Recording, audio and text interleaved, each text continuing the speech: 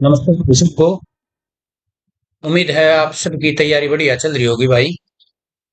और आज हम लेके आए हैं अगस्त महीने की करंट अफेयर है जो हरियाणा की। इसके कुछ बेहतरीन सिलेक्टेड पर्सन लेके आए हैं जो सीधे एग्जाम में आने की उम्मीद होती है। पिछली बार भी मैंने जब आपका परी होया था तो हर महीने के मैंने सिलेक्टेड क्वेश्चन डाले थे और उसमें से बहुत क्वेश्चन आए हुए थे सीधे पीडीएफ से ऐसे के ऐसे। तो मेरी कोशिश यही रहती है कि मैं कंटेंट ऐसा लाऊं आपका काम आवे, ना कि एक वीडियो में 100% इकट्ठे कर दूं, आप उसी में फंसे रहो। ठीक है, कम समय में बढ़िया कंटेंट देने की मेरी शुरू से यही रणनीति रही है। और अभी साइंस की वीडियो डाल रहे हैं।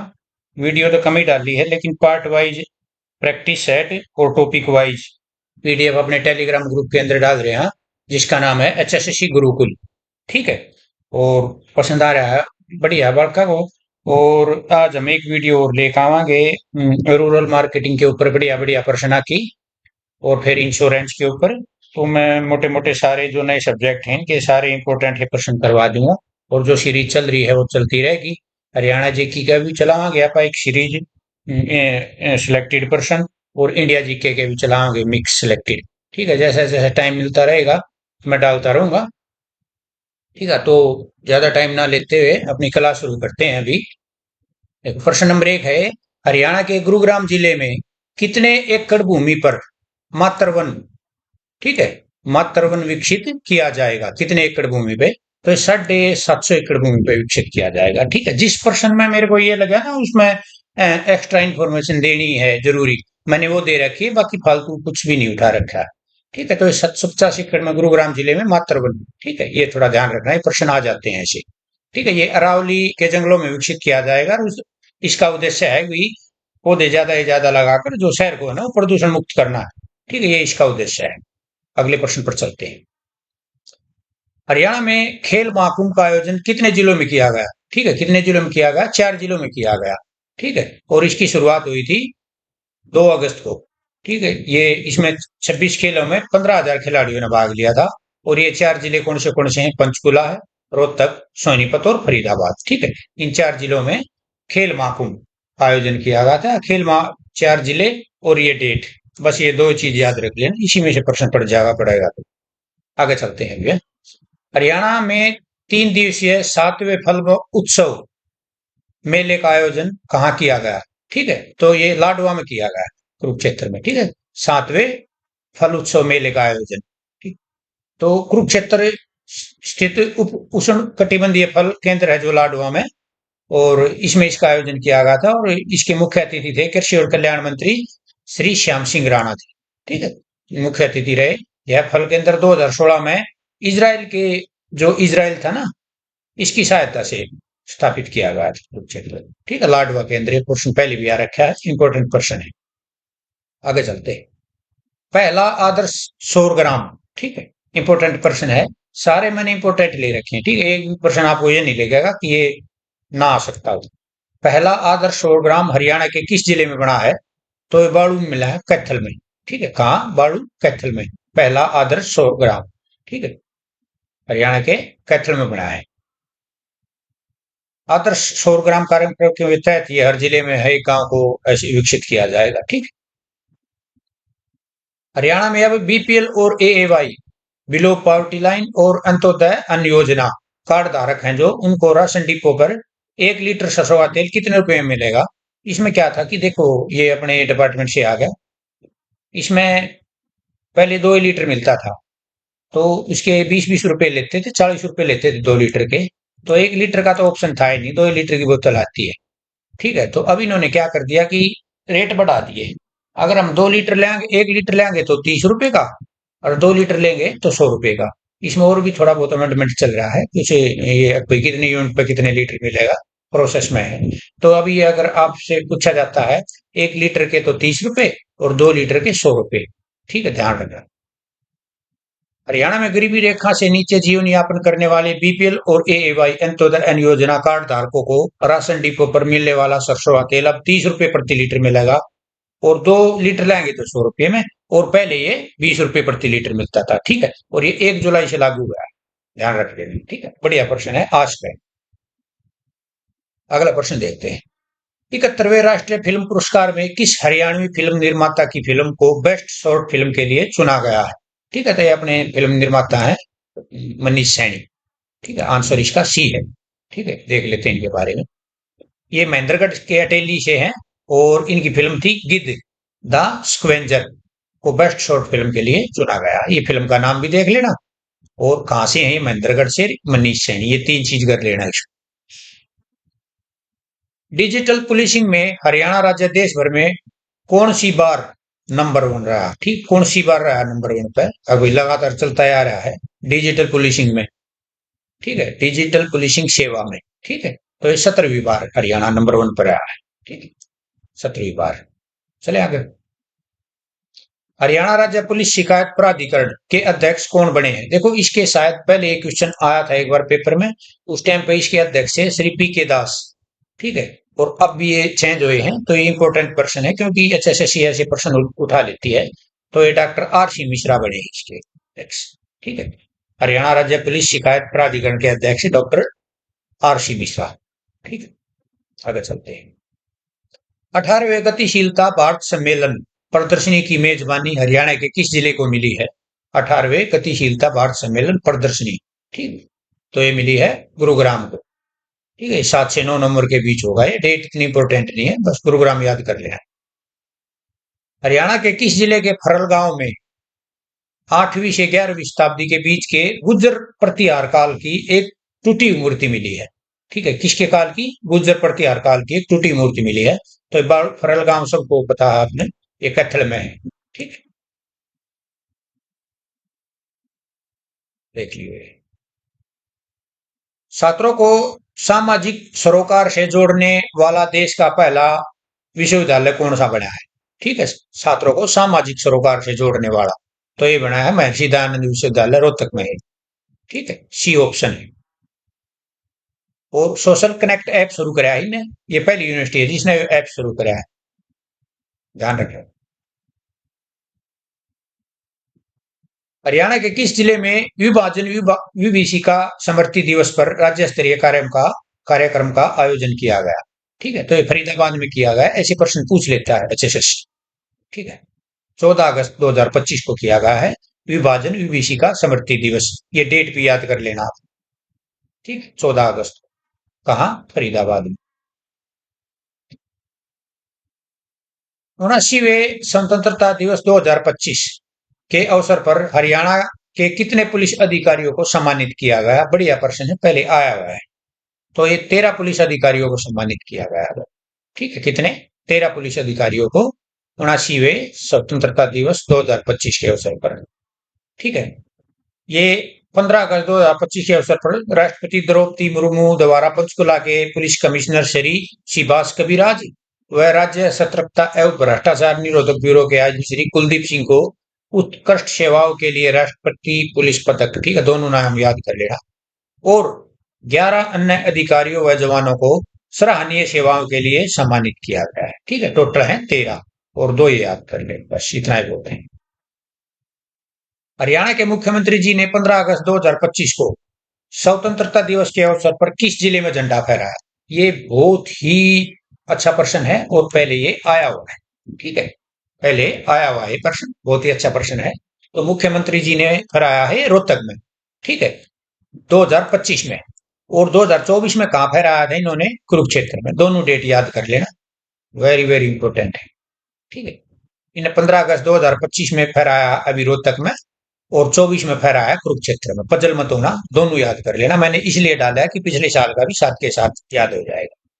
सेम ये क्वेश्चन अगला, जो हरियाणा के राज्यपाल जी ने 15 अगस्त 2025 को स्वतंत्रता दिवस के अवसर पर किस जिले में झंडा फहराया? तो इन्होंने फहराया है अम्बाड़ा में। ठीक है, और 2024 में इन्होंने यमुनानगर में। देखो, अम्बाड़ा और यमुनानगर, इसके तो दोनों याद हो जाएंगे आपका, दोनों नजदीक पड़े हैं। 25 अम्बाड़ा 24 यमुनानगर, 25 अम्बाड़ा 24 यमुनानगर। ठीक है, 15 अगस्त। और ये रोहतक और कुरुक्षेत्र। ठीक है, हरियाणा के किस खो खो खिलाड़ी को प्रधानमंत्री श्री नरेंद्र मोदी जी ने सम्मानित किया है? ठीक है, तो ये लड़की है मीनू दत्तरवाड़। ठीक है, हिसार से है ये खिलाड़ी और बिठमड़ा गांव है इनका।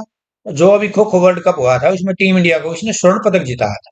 और ये लड़की बहुत ही चर्चा में है, शायद सीआईएसएफ में इनको नौकरी मिली है। ठीक है, तो याद कर लेना, ये ऐसे ऐसे प्रश्न पेपर में सीधे आओगे। ठीक है, इतना ही याद करना कि खो खो खिलाड़ी है और नाम मीनू दत्तरवाड़ है, हिसार से है। ठीक है, बस। देश का पहला एकीकृत मधुमक्खी पालन केंद्र रामनगर कुरुक्षेत्र में किस देश की सहायता से स्थापित किया गया? तो इसे ऐसे काम इजराइल करा करे। ठीक है, इजराइल की सहायता से किया गया। कौन सी रिफाइनरी आईएससीसी क्रोशिया प्रमाण पत्र पाने वाली पहली भारतीय कंपनी बनी है? तो ये पानीपत रिफाइनरी बनी है। कौन सी बनी है? पानीपत रिफाइनरी बनी है। कौन हरियाणवी यूरोप की सबसे ऊंची चोटी माउंट एल्ब्रुस? ठीक है, ये बहुत ही बढ़िया प्रश्न है। ये वैसे याद होगा क्योंकि ज्यादातर हरियाणा के जो पर्वतारोही है ना, इस चोटी पे पक्का जाते हैं। ठीक है, हर एक 2 महीने में एक न एक जाए ले है, तो ये थोड़ा इंपॉर्टेंट सी होती है। तो कौन हरियाणवी यूरोप की सबसे ऊंची चोटी माउंट एल्ब्रुस पर तीसरी बार चढ़ने वाले पहले भारतीय बने? देखा, तीसरी बार ये चढ़े, नरेंद्र यादव है भाई, ये रेवाड़ी से तीसरी बार ये चढ़ गया। ठीक है, नरेंद्र यादव रेवाड़ी से। कौन सी चोटी? Mount Elbrus.